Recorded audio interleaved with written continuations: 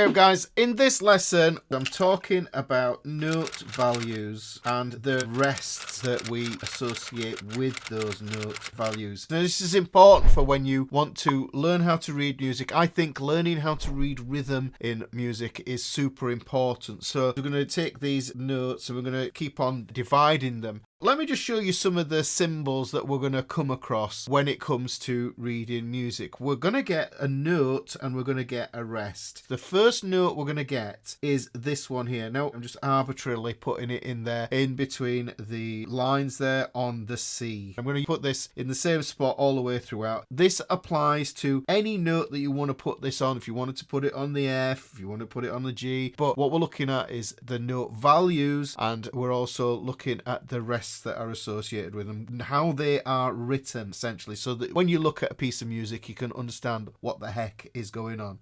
Now this symbol here, this circle, if you see my other explanation, this is what I think of as the plate that holds a cake, but that's another video. We have two ways of understanding this. In UK we would call this a semibreve. Now that's very abstract, and what we want to do really is we want to use the US term, which is what drummers use anyhow, and this would be called a whole note. So that would last for a whole bar. This is a bar here. From this line to this line here, this is a bar. You could also think of it in the US terminology as being a measure. The measure is separated by these bar lines. We're on the staff or the stave here, guys, and you can see this has got 5 lines, and we're just using that as a grid to divide time and pitch. Now that's what the notes look like, but we need a symbol for the rest. If you imagine you'd been out busking and you put your hat down on the ground, you got your hat there like that, and it's really heavy because people have thrown a load of money inside it, and that's what it looks like. It's a hat. So if you imagine it as just looking like that, but really I wouldn't put that line in there. I'd just have this heavy mark there just hanging down, so that it is hanging down off the middle line there in the stave.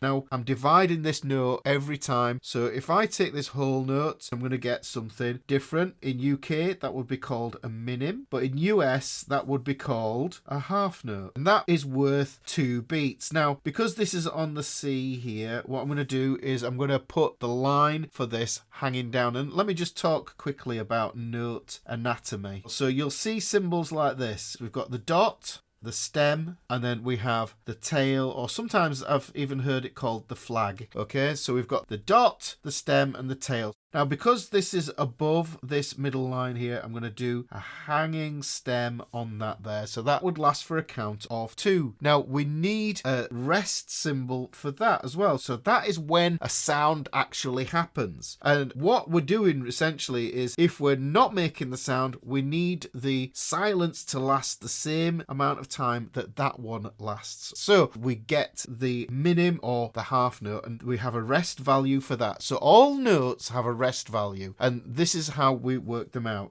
The rest for this half note, well, it's not as heavy as the big hat because it's got no cash in, it's blown over, it's flat like that. So the hat is upside down. But if you think about it, that is more, so it's heavier, and that is less, so it's not as heavy. If this makes sense, that it's about how light it is when it's attached to that stave there. Now we can keep on dividing this into these different values. We've got another one now, so the next note value, we're going to fill that in there, and we're going to put that stem hanging down like that.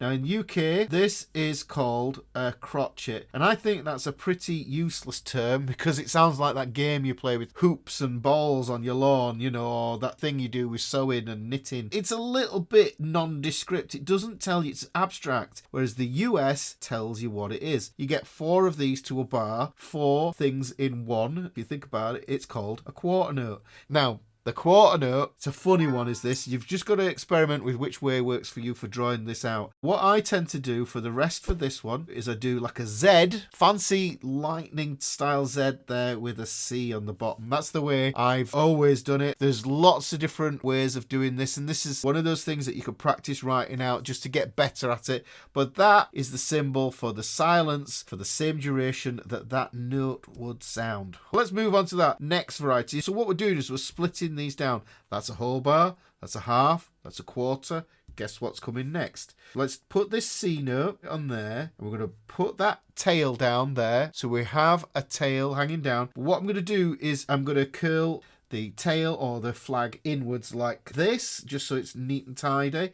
So that is the note, and in UK that would be called a quaver. If we use the US terminology, eighth notes, and that's a lot easier, I think, to understand. Now the rest for this, it's a funny way of writing this. Now if I was to be really meticulous about it, I'd do a little ball there and then I'd write it like a 7. It kind of looks like a 7 like that. You could practice this yourself, and like I said, let me just do a sample one. I'd just draw it like that. You can see that the top is a little bit more acute than it would be if it was a 7, which would probably be a bit flatter. So it kind of looks like a 7, but what's important to understand is that this is essentially performing the function of the stem, and this top part here, this is performing the function of the tail or the flag. So that is the rest for the eighth note. Now this is going to become more pertinent when you see this. What happens is, to show that I've taken this eighth note and I've basically divided it in half, instead of having one tail,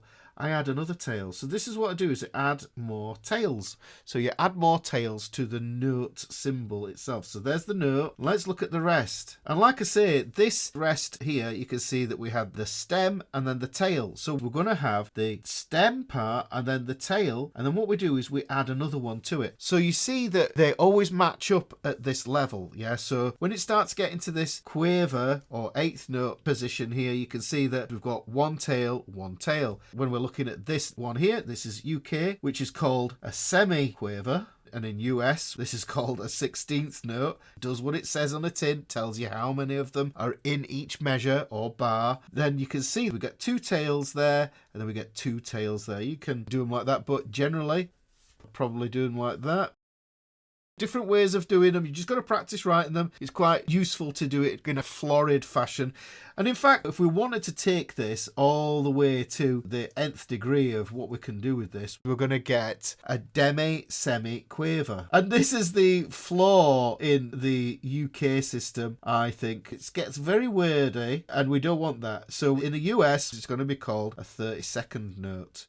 You can see I've got 3 lines coming off that there. Now the same thing is going to apply for the rest value as well. I would have 3 hanging off there as well. So that would take care of all those there. Now you might get some of these older values. I don't see that these guys crop up that much, but this one makes sense.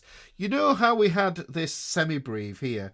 We do have an older sort of version of this. If we had a note that we wanted to show that lasted for a count of 8, and for me it's really weird because they look like Star Wars TIE fighters. It's the semi-breve. What we do is we just put 2 lines at either side of it, and what happens is in UK, and I'm struggling to kind of think what this would be called in US, but I'm guessing it would be called a double whole note. Now the thing that I like about this is the fact is that that's a breve and this is a semi-breve, so it kind of shows you where that value has come from. So that is the note, and sometimes it may even say the number of bars that it would last for on the top. So that's a lot lesser used, but this one would last for 8 quarter notes, and it's usually shown, if we're looking at it as being 2 bars, we would have a semi-breve like this, a semi-breve like this, and what we would do is we would tie them over using a tile, and that basically means that whole note there would last for a count of 8. That's the duration of that sound there. That's when you make the sound, and that's how long it lasts. Okay guys, so hopefully you found this useful. If you found this useful and you want to understand how these notes split, then you might want to watch this video just up here.